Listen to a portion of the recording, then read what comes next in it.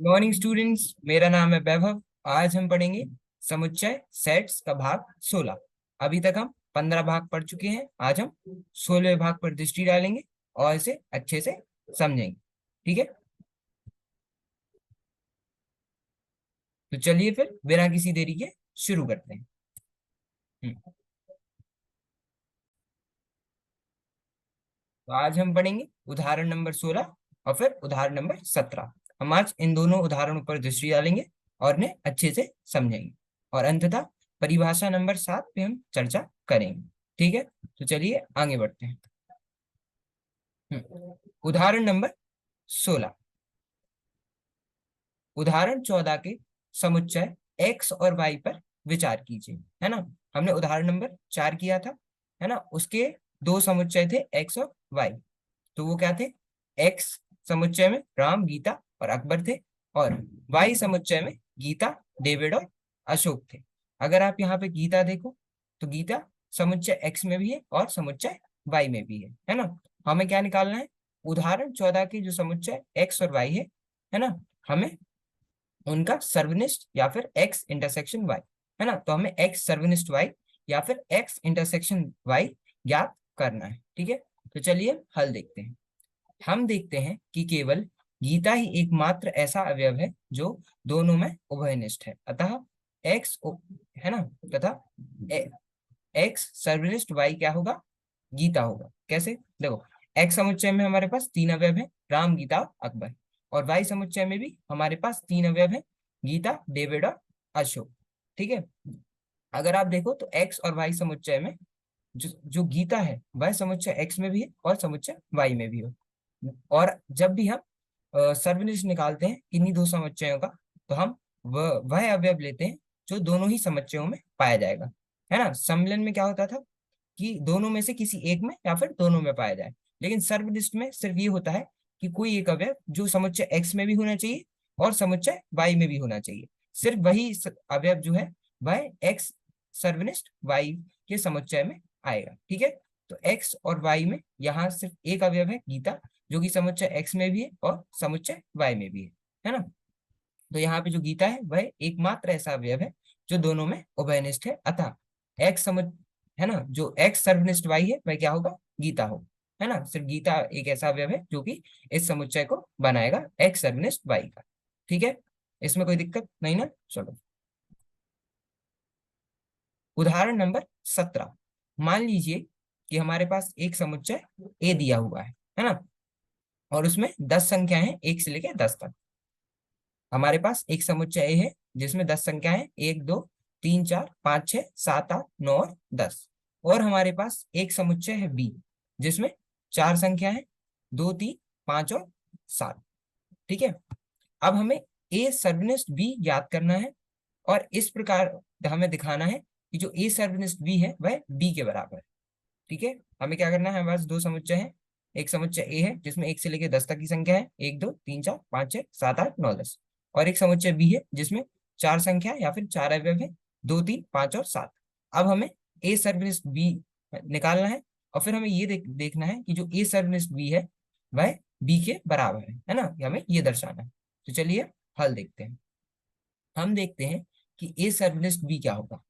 अगर आप आप देखिए, ये है समुच्चय ए और ये है समुच्चय बी। समुच्चय ए में 1 से लेकर 10 तक की संख्या है, और समुच्चय बी में 2 3 5 7 चार संख्या है ना। और जब भी हम सर्वनिष्ठ निकालते हैं किन्हीं दो समुच्चयों का, तो हम वह अवयव लेते हैं जो कि इन दोनों समुच्चयों में पाया जाए, किसी एक में नहीं, दोनों में ही। अगर ए और बी की बात हो रही है तो हम उस अवयव को सर्वनिष्ठ के समुच्चय में लेंगे, है ना, ए सर्वनिष्ठ बी के समुच्चय में लेंगे, जो कि समुच्चय ए में भी होगा और समुच्चय बी में भी होगा। ठीक है, तो हम देखते हैं कौन सा अवयव है जो समुच्चय ए में भी है और बी में भी है। अगर हम दो को देखें, है ना, एक जो है वह सिर्फ समुच्चय ए में है, जो दो है वह समुच्चय ए में भी है और समुच्चय बी में भी है। ऐसे ही जो तीन है वह समुच्चय ए में भी है और समुच्चय बी में भी है।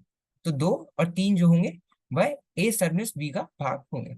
अगर हम चार देखें तो वह सिर्फ है ना, समुच्चय ए में है तो वह उसका भाग नहीं होगा। अगर पांच को देखें तो पांच जो है वह समुच्चय ए में भी है और समुच्चय बी में भी है ना, तो दो तीन और पांच आए। अब छह जो है वह सिर्फ समुच्चय ए में है, तो उसे हम नहीं लेंगे। जो अवयव सात है वह समुच्चय ए में भी है और समुच्चय बी में भी है ना, तो वह भी इसका भाग होगा। अगर हम 8, 9 और 10 को देखें तो ये तीनों ही अवयव, ये तीनों ही संख्याएं जो है वह केवल समुच्चय ए में है ना, और समुच्चय बी में नहीं है, तो वह ए सर्वनिष्ठ बी का भाग नहीं होगा। ठीक है, तो हमने जब ए सर्वनिष्ठ बी निकाला तो हमारे पास 4 अवयव आए, 2, 3, 5 और 7, है ना। हम देखते हैं कि ए सर्वनिष्ठ बी में 4 अवयव है, 2, 3, 5 और 7, जो कि अगर हम देखें तो बी के बराबर है ना। ए सर्वनिष्ठ बी क्या है, 2, 3, 5 और 7। और अगर हम बी समुच्चय देखें तो उसमें भी 4 अवयव है, 2, 3, 5 और 7। तो हमें क्या निकालना था उदाहरण में, हमें ए सर्वनिष्ठ बी निकालना था, जो कि हमने निकाला कि ए सर्वनिष्ठ बी क्या है, 2, 3, 5 और 7। और हमें ये दर्शाना था कि जो ए सर्वनिष्ठ बी है वह बी के बराबर है ना। तो हम देख सकते हैं कि ए सर्वनिष्ठ बी 2, 3, 5, 7 है, और बी समुच्चय में भी 4 ही अवयव है, 2, 3, 5 और 7। तो इससे हमें पता चलता है ए सर्वनिष्ठ बी और बी समुच्चय आपस में बराबर है ना। और इससे हमें ये भी पता चलता है कि जो समुच्चय बी है वह समुच्चय ए का उपसमुच्चय है ना। बी क्या है, ए का एक उपसमुच्चय है ना। और हमें ये भी पता चलता है कि जब हम किन्हीं दो समुच्चयों का सर्वनिष्ठ निकालते हैं जिसमें से एक उसका उपसमुच्चय होता है ना, तो हमें उपसमुच्चय ही प्राप्त होता है।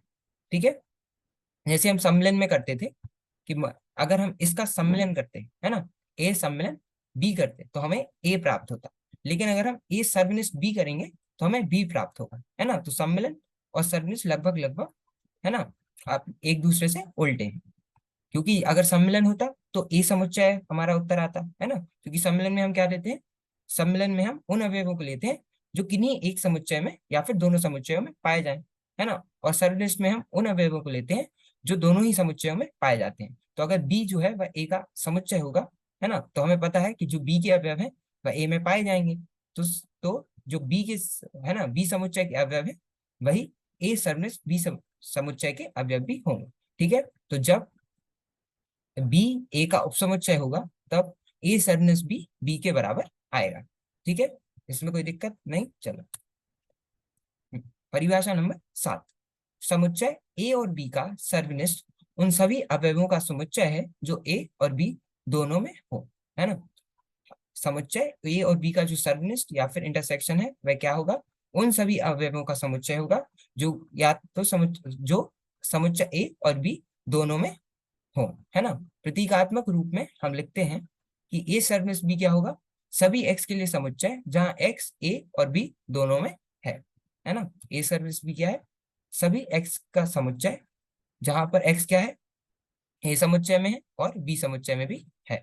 आकृति 1.5 में छायांकित भाग ए और बी के सर्वनिष्ठ को प्रदर्शित करता है ना। अगर हम इसे देखें तो ये हमारा आयत है जो कि सार्वत्रिक समुच्चय या फिर यूनिवर्सल सेट को निरूपित कर रहा है। और ये है हमारा समुच्चय ए और ये है हमारा समुच्चय बी, है ना। और जब हम ए है ना, ए सर्वनिष्ठ बी की बात करते हैं तो हम उन अवयवों को लेते हैं जो कि समुच्चय ए में भी हो और समुच्चय बी में भी हो। तो अगर हम देखें तो ये जो भाग है वह समुच्चय ए में भी है और समुच्चय बी में भी है ना। हम इसे देख सकते हैं, ये जो भाग है वह इस समुच्चय ए में भी है और इस समुच्चय बी में भी है। तो ये जो भाग होगा ये समुच्चय ए में भी आ रहा है और बी में भी आ रहा है, तो ये ही ए सर्वनिष्ठ बी कहलाएगा, क्योंकि ये दोनों ही समुच्चयों में आ रहा है। तो ये क्या है, ये है ए सर्वनिष्ठ बी। अगर हम आपसे सम्मेलन की बात करें तो ए सम्मेलन बी क्या होगा, ए सम्मेलन बी में पूरा है ना, पूरा ए का भाग आएगा और पूरा का पूरा बी का भाग आएगा, है ना। सम्मेलन में क्या आएगा, पूरा ए और पूरा बी का भाग। और सर्वनिष्ठ में क्या आएगा, सर्वनिष्ठ में केवल ये भाग आएगा जो कि समुच्चय ए में भी है और समुच्चय बी में भी। ठीक है, तो समुच्चय ए और बी में जो भाग है ना, दोनों में है उसे हम सर्वनिष्ठ कहेंगे। और जो भाग है ना या फिर जो अवयव सिर्फ समुच्चय ए या फिर सिर्फ समुच्चय बी या फिर उन दोनों में से है ना, उन दोनों में हो तो उसे हम सम्मेलन बोलते हैं। ठीक है, हाँ। यदि ए और बी ऐसे दो समुच्चय हैं कि ए सर्वनिष्ठ बी फाई के बराबर है तो ए और बी असंयुक्त समुच्चय कहलाते हैं, है ना। अब देखते हैं असंयुक्त समुच्चय क्या होते हैं। अगर कोई दो समुच्चय हमें ऐसे दिए हुए हैं कि जब हम उनका सर्वनिष्ठ निकालते हैं तो हमें रिक्त समुच्चय या फिर फाई प्रदान होता है, तो इसका मतलब क्या है, उनके बीच में कोई भी है ना, कोई भी अवयव जो है वह उनके बीच में उभयनिष्ठ नहीं है, मतलब ऐसा कोई भी अवयव नहीं है जो कि समुच्चय ए और समुच्चय बी दोनों में हो, है ना। तभी जब हम ए सर्वनिष्ठ बी निकालेंगे तो वह एक रिक्त समुच्चय या फिर फाई से दर्शाया गया है। है ना। तो यदि ए और बी ऐसे दो समुच्चय हों जो कि ए सर्वनिष्ठ बी जिनका क्या हो फाई के बराबर हो, तो ए और बी जो है वह क्या असंयुक्त समुच्चय कहलाते हैं। उदाहरण के लिए मान लीजिए कि हमारे पास एक ए समुच्चय है जिसमें चार अवयव या चार संख्याएं 2, 4, 6 और 8 है ना। उदाहरण में हमने क्या माना, हमारे पास एक समुच्चय है ए जिसमें चार अवयव हैं 2, 4, 6 और 8 है ना। और हमारे पास एक और समुच्चय है बी जिसमें, है ना, जिस उसमें भी चार अवयव हैं या चार संख्या है 1, 3, 5 और 7। तो हम जब ए और बी को असंयुक्त समुच्चय कहेंगे। क्यों? क्योंकि अगर आप देखें तो ए समुच्चय है ना, इसमें चार अंक हैं, 2 है, 4 है, 6, 8 है। और हम बी समुच्चय देखें तो इसमें भी चार अवयव है, 1 है, 3 है, 5 है और 7 है। लेकिन बी समुच्चय का एक भी अवयव ए समुच्चय से मेल नहीं खाता है ना। ए समुच्चय में 2 है, बी समुच्चय में नहीं है। ए समुच्चय में 4 है, बी समुच्चय में नहीं है। ए समुच्चय में 6 और 8 है, बी समुच्चय में नहीं है। ऐसे ही बी समुच्चय में 1, 3, 5 और 7 है, लेकिन वह ए समुच्चय में नहीं है ना। तो कहने का मतलब ये है कि जब ए और बी का सर्वनिष्ठ निकालेंगे तो वह फाई या फिर रिक्त समुच्चय के बराबर आएगा। इसलिए जो ए और बी है वह क्या है, असंयुक्त समुच्चय है, क्योंकि ए और बी में कोई भी अवयव उभयनिष्ठ नहीं है ना। ए और बी इन दोनों समुच्चय में ऐसा कोई भी अवयव नहीं है जो कि इन दोनों में ही आता हो, है ना। असंयुक्त समुच्चयों को वेन आरेख द्वारा निरूपित किया जा सकता है ना। हम असंयुक्त समुच्चयों को वेन आरेख या फिर वेन डायग्राम के द्वारा निरूपित कर सकते हैं, जैसा आकृति 1.6 में प्रदर्शित है ना। ये रही हमारी आकृति 1.6। अगर हम देखें तो ये हमारा यू क्या दिखा रहा है, सार्वत्रिक समुच्चय या फिर यूनिवर्सल सेट को दर्शा रहा है ना। ये जो आयत है वह यूनिवर्सल सेट या फिर सार्वत्रिक समुच्चय को दर्शा रहा है। और ये जो दो वृत्त है ना, दो सर्कल है, ये समुच्चय ए और समुच्चय बी को दर्शा रहे हैं। अब हम देखते हैं कि समुच्चय ए और समुच्चय बी आपस में बिल्कुल अलग है ना। जैसे कि अभी हमने देखा था, यहाँ पे समुच्चय ए और समुच्चय बी के बीच में एक ऐसा भाग था जो इन दोनों में आ रहा था, है ना। ये जो भाग है ना, ये समुच्चय ए में भी था और समुच्चय बी में भी था, और ये ए सर्वनिष्ठ बी बतलाता है ना। लेकिन अगर हम इस वैनारिक को देखें तो यहाँ पे समुच्चय ए और समुच्चय बी आपस में जुड़े नहीं है, पूरे के पूरे, है ना, बिल्कुल अलग है। तो इससे पता चलता है कि ए और बी, है ना, इन दोनों समुच्चयों में कोई भी चीज जो है वह उभयनिष्ठ नहीं है। मतलब ए समुच्चय और बी समुच्चय में ऐसा कोई भी अवयव नहीं है जो कि इन दोनों में पाया जाता है ना। तो इन्हें हम क्या कहेंगे, इन्हें हम असंयुक्त समुच्चय कहेंगे, क्योंकि इन दोनों ही समुच्चयों में से ऐसी कोई भी चीज नहीं है ना, ऐसा कोई भी अवयव नहीं है जो दोनों में आ रहा है ना। तो ये थी आकृति 1.6। जैसा कि आकृति 1.6 में दर्शाया गया है, ए और बी समुच्चय क्या है, असंयुक्त समुच्चय है। उपयुक्त आरेख में ए और बी असंयुक्त समुच्चय है ना। इस वेन आरेख से या वेन डायग्राम से हमें पता चलता है कि ए समुच्चय और बी समुच्चय क्या है, अब असंयुक्त समुच्चय है।